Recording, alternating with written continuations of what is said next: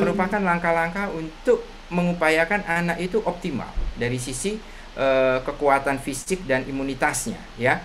Kekuatan ini itu dengan cara upaya-upaya ini dengan cara mencegah jangan sampai bibit penyakit itu masuk, terutama kalau zaman sekarang adalah virus, apapun bentuk virusnya, jangan sampai dia juga keluar dan menularkan pada orang lain, ya.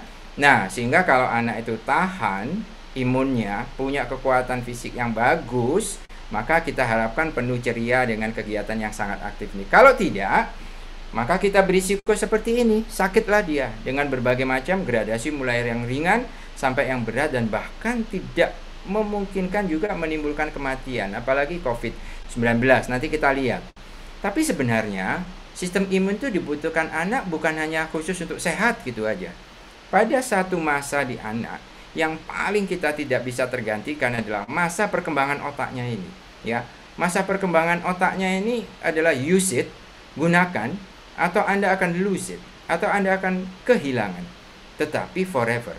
Jadi hukumnya perkembangan otak anak itu adalah gunakan atau Anda akan kehilangan selamanya. Karena di masa anak sajalah terjadi masa perkembangan otak. Nah, itu membutuhkan sistem imunitas yang sangat-sangat kuat supaya nanti masa perkembangan otaknya ini terselamatkan. Bayangkan pandemi yang sudah 2 tahun bagi orang dewasa, 2 tahun itu masa yang datar, stabil di otaknya, nggak ngalami kemampuan kemunduran apapun. Tapi bagi seorang anak, ini nggak tergantikan. Kita akan kehilangan generasi lost generation benar karena masa pandemi ini, karena perkembangan otaknya tidak kita amankan.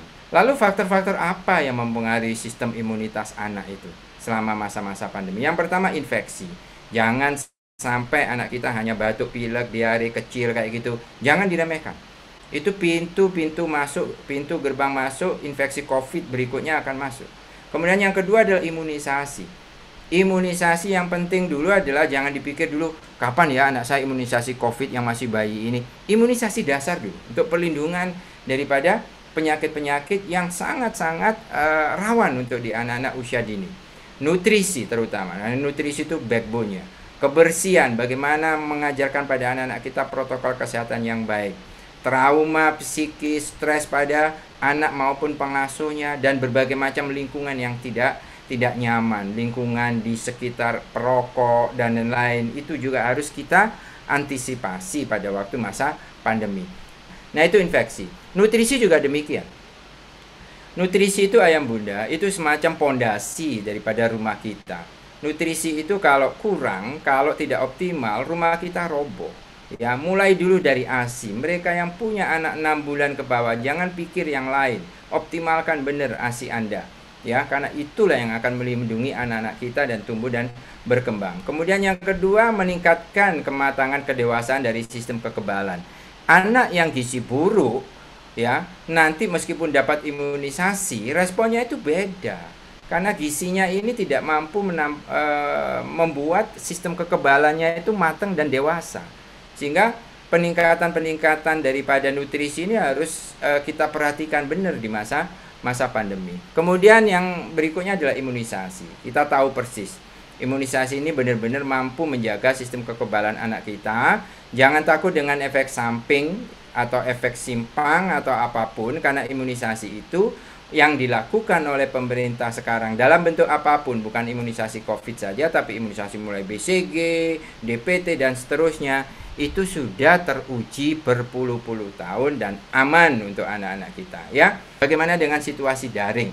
Pembelajaran dengan situasi daring ini.